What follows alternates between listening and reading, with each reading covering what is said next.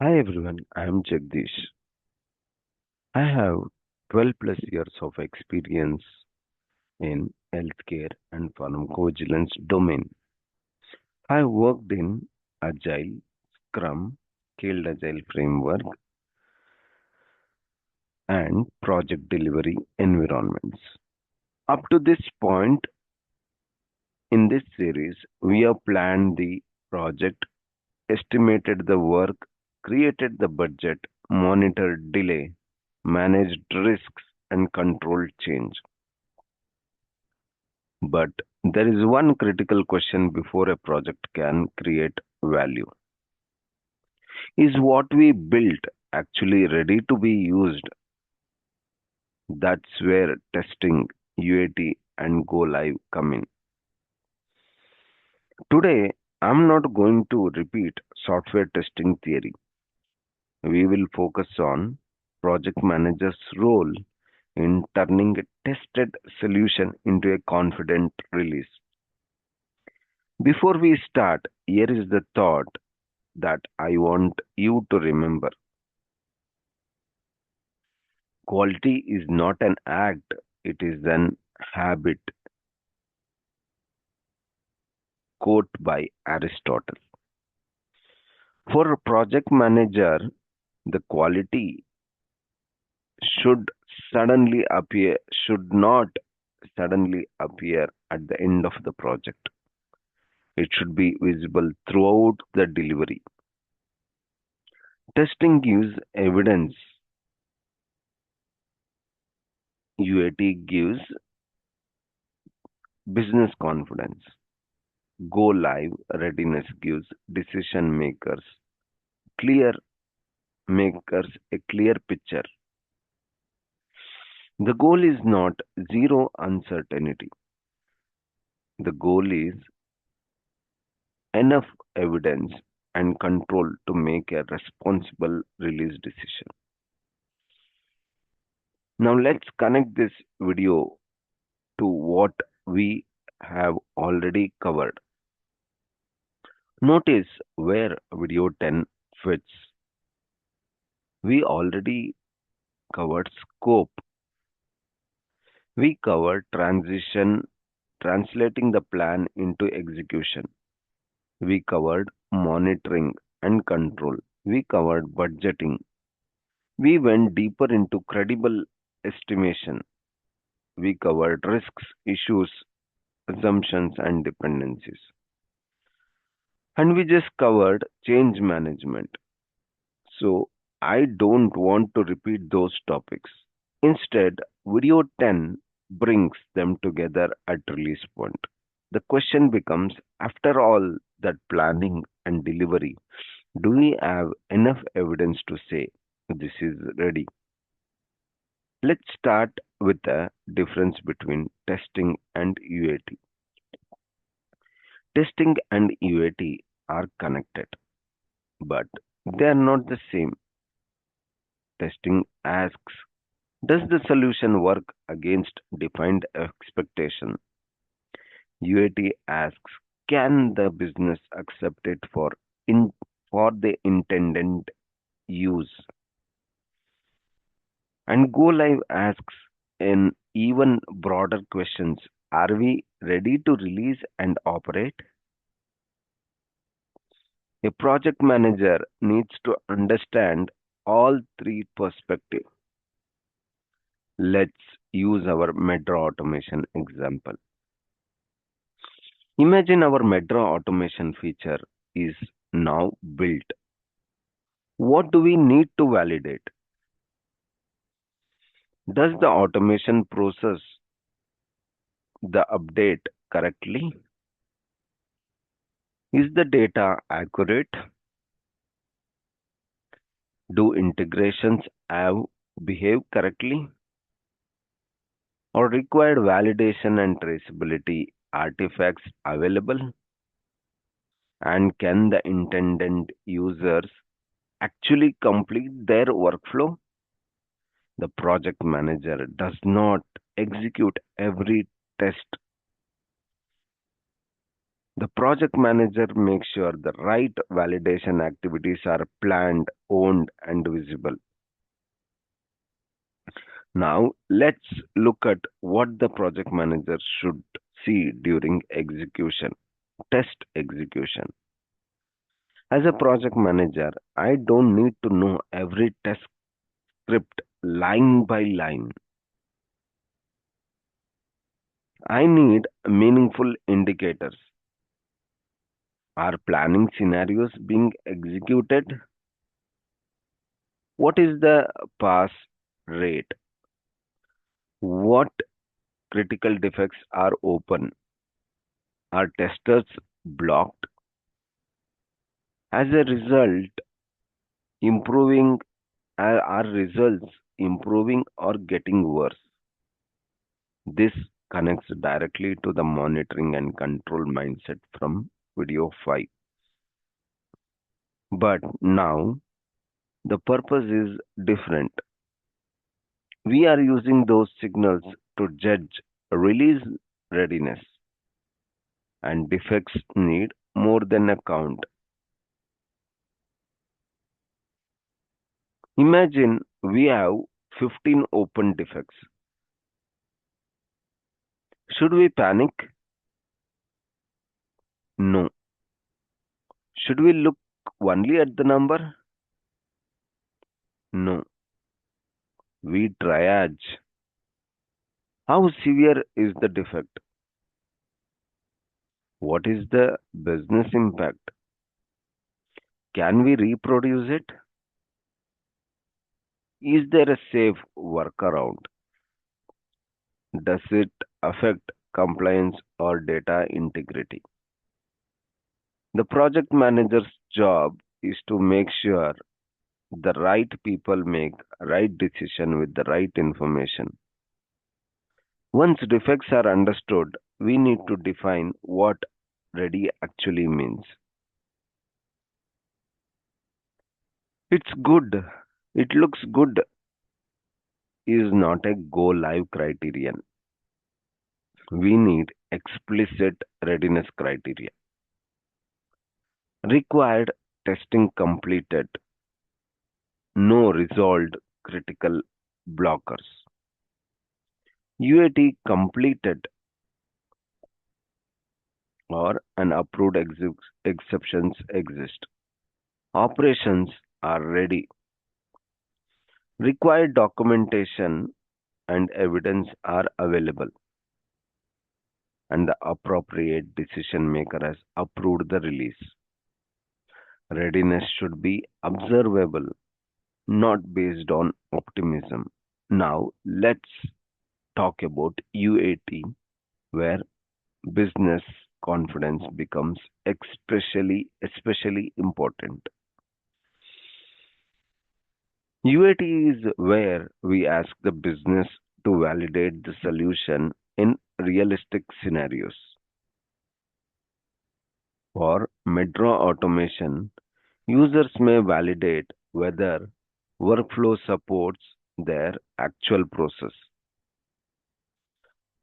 The project manager should make sure UAT has clear scenarios, business scenarios, use realistic end-to-end workflows, users involve the people who represent intended use, acceptance criteria make success explicit, feedback capture gaps and clarify impact, that is dates, and ownership and sign off, document acceptance or approved expectation. UAT is not just simply another testing cycle. It is a business acceptance activity. And acceptance should be visible and documented according to the organization's plan. But what happens when UAT finds a problem? This is an important project manager judgment point. Suppose during UAT, a user says, I want the system to show one more field. Is this a defect? Maybe not.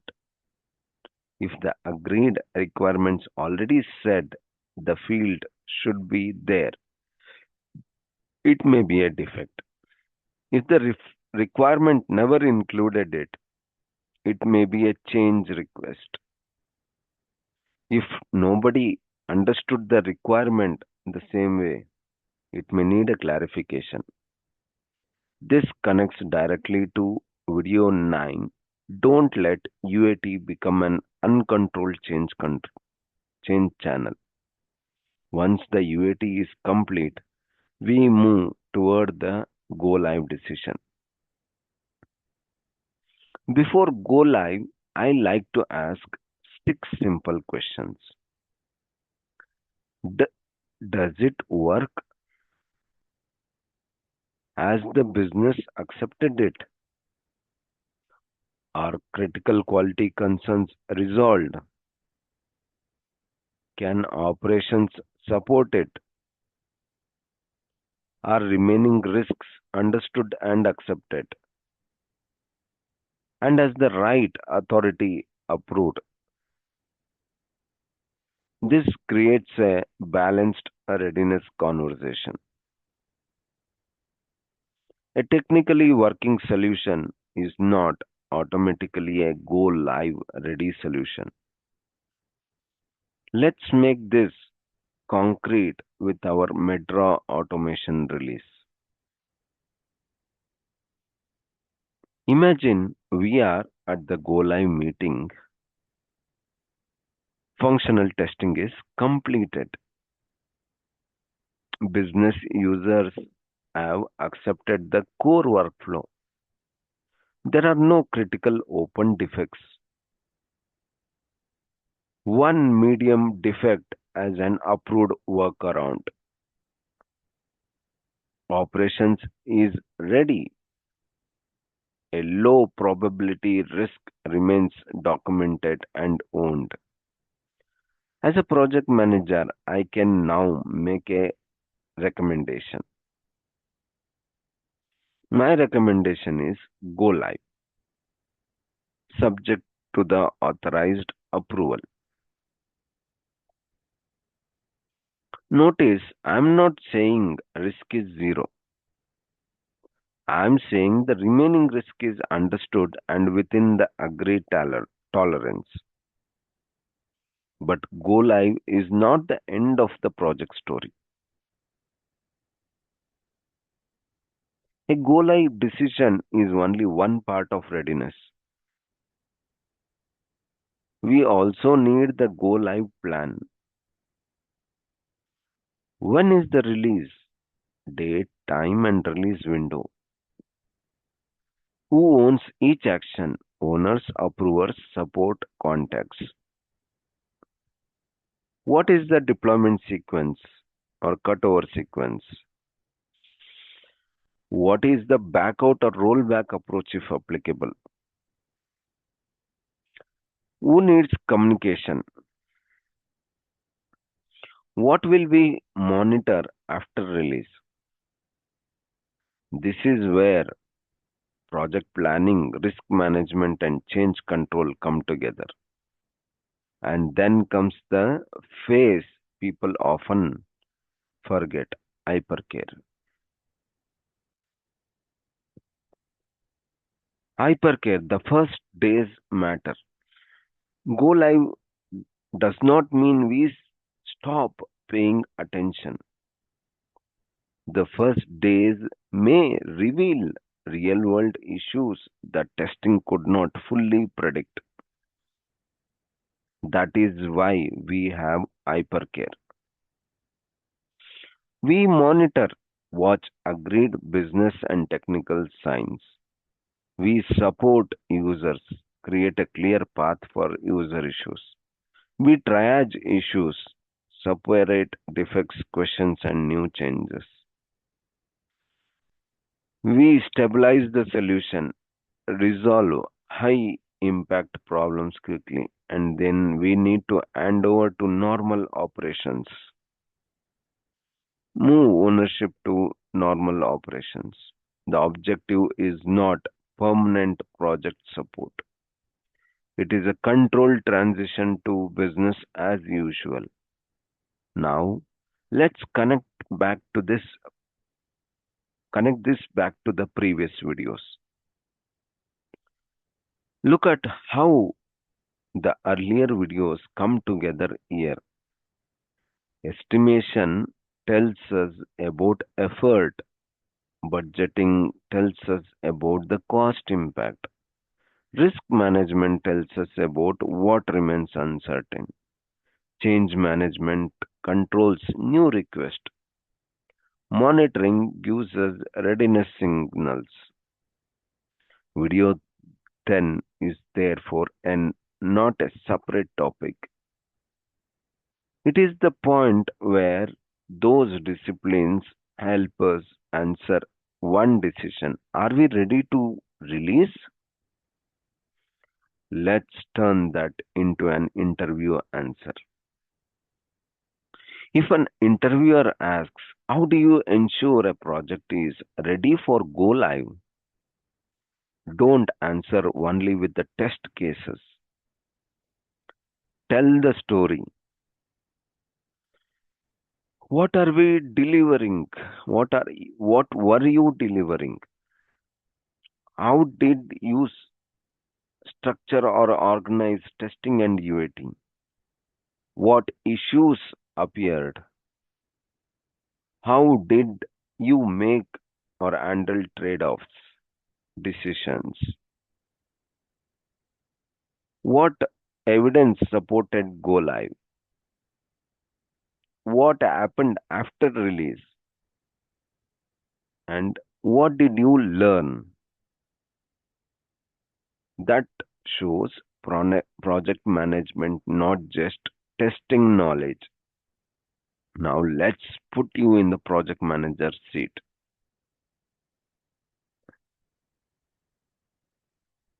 Your metro automation go live is tomorrow. UAT is 95% complete.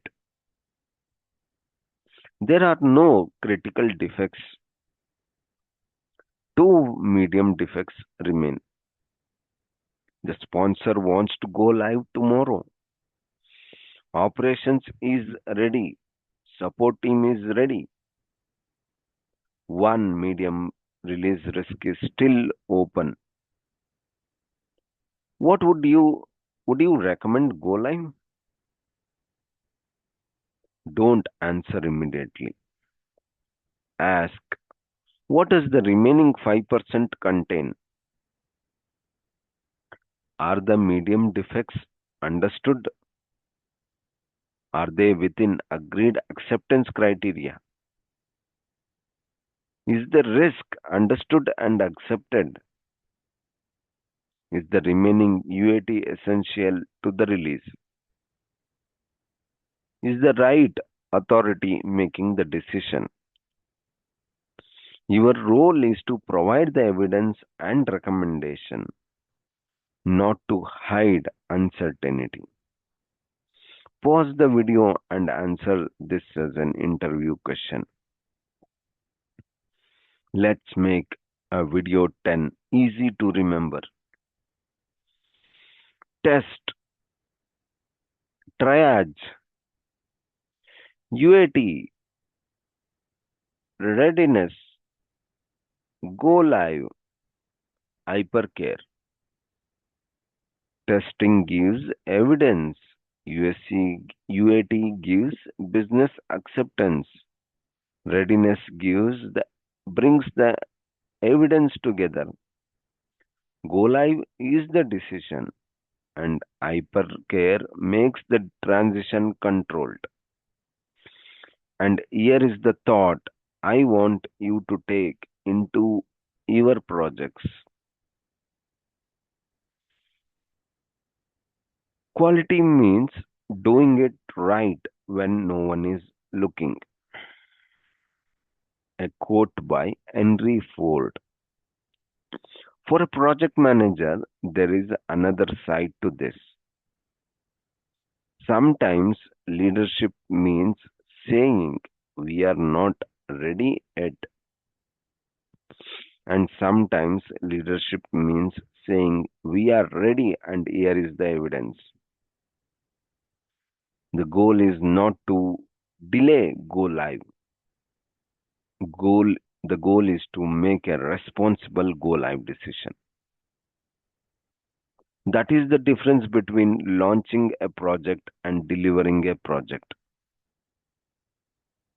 Let's close video 10 with a summary. We already learned how to define a scope, plan, estimate, budget, manage risk, and control change. Now we bring those disciplines together at the release point. Testing gives us evidence, UAT gives us business acceptance. Go live readiness gives us confidence. Hypercare helps us transition successfully.